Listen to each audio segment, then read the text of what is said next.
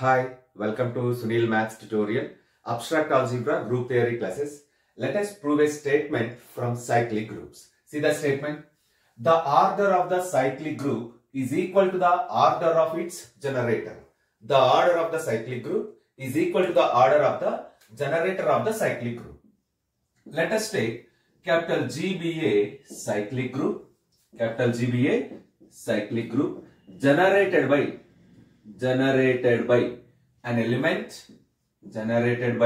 element small a, that is G is equals to generator A, which is equals to the set of all elements a power n such that n belongs to Z. Now we have to prove that.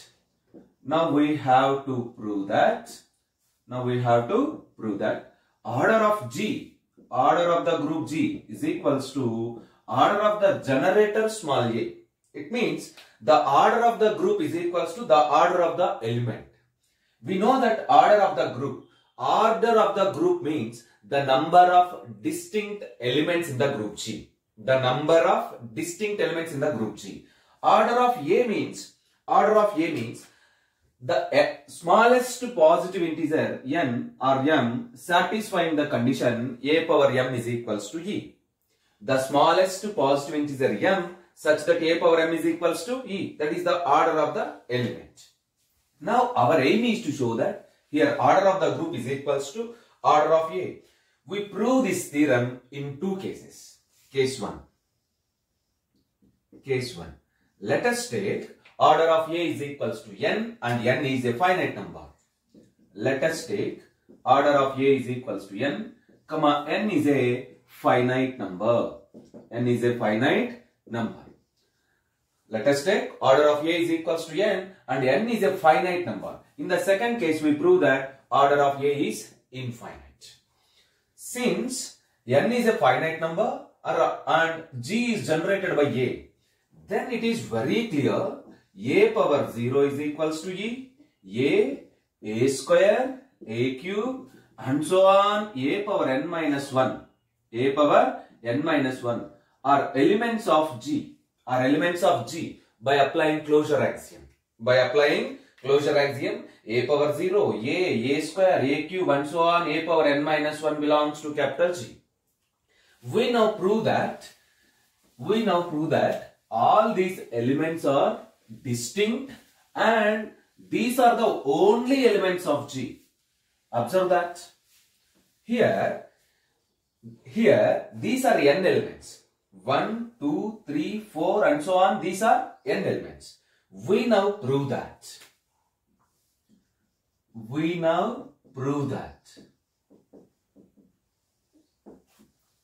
All these elements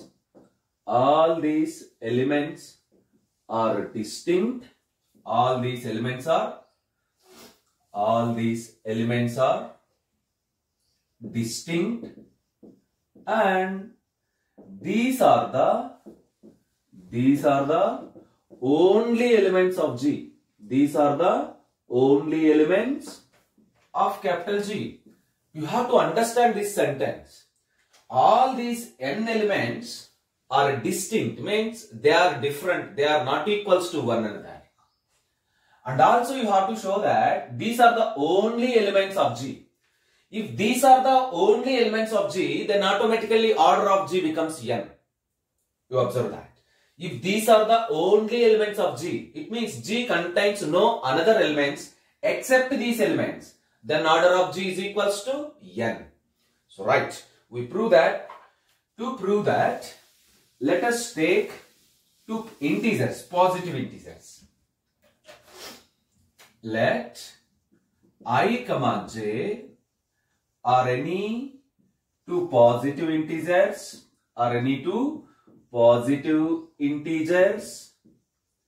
such that a power I is equals to a power j for I not equals to j. Let us take I comma j are any two positive integers such that a power I is equals to a power j for I not equals to j, where both I comma j less than n.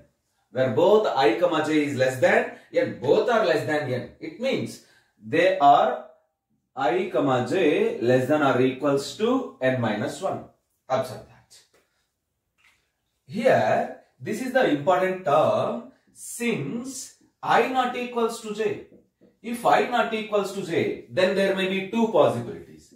Either I greater than j or I less than j. If I not equals to j, then we have any one of the following possibility is true. I greater than j or I less than j. Take I greater than j. Take I greater than j. If I greater than j, and since a power I is equals to a power j, multiply this expression on both the sides with a power minus j, which implies a power I into a power minus j is equals to a power j into a power minus j. Again, which implies as a power I minus j is equals to a power 0, it is equals to e. It is equals to e. You observe that. This calculation implies as a power I minus j is equals to e. A power I minus j is equals to e. What it means? Order of a is equals to I minus j, which is clearly less than n. You observe that? I is greater than j. What it means? I minus j is greater than 0. Both I comma j less than n. It means I minus j is less than n. Order of a becomes I minus j, which is less than n. But we assume that order of a is equals to n. Order of a is equals to n. But here you get order of a less than n. Order of a less than n. Actually, the case one is order of a is equals to n. But here we prove that order of a is less than n. This is a contradiction.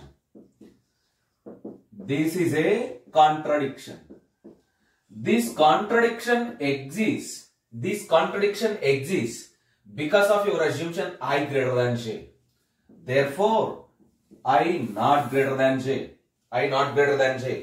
If I not greater than j, then similarly you can get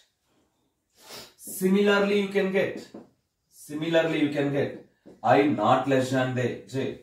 What it means? These two conditions implies as I is equals to j. These two conditions implies as I is equals to j. If I is equals to j, then automatically a power I is equals to a power j. It means all the elements. Therefore, we conclude that a power I not equals to a power j implies and implied by I not equals to j. Or in another words, a power I is equals to a power j implies and implied by I is equals to j. Both are correct. Hence we conclude that a power 0, a power 1, a square and so on, a power n minus 1 are distinct elements of capital G. Now it is remaining to prove that these are the only elements of G. To prove that these are the only elements of G, let us take an element a power p belongs to capital G. Let us take a power p belongs to capital G. Let us take a power p belongs to capital G, where p belongs to z,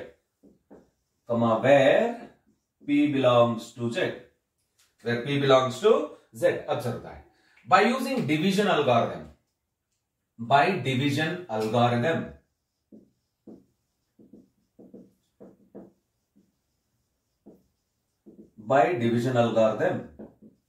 there exist two integers q, r such that p is equals to nq plus r, where r is equals to 0 or r less than n. Observe that. By division algorithm, there exists q, r belongs to z such that q, r belongs to capital Z such that p is equals to nq plus r, where either r is equals to 0 or r less than n. Q stands for quotient, r stands for remainder. Now, calculate the value of a power p. What is a power p? A power p is equals to a power nq plus r, which is equals to a power nq into a power r, which is equals to a power n whole power q into a power r. Order of a is equals to n. Order of a is equals to n. What it means? A power n is equals to e power q into a power r, which is equals to a power r. Therefore, we prove that a power p is equals to a power r, where r is equals to 0 or r less than n. This shows us a power p is the one of the element. A power p is one of the element.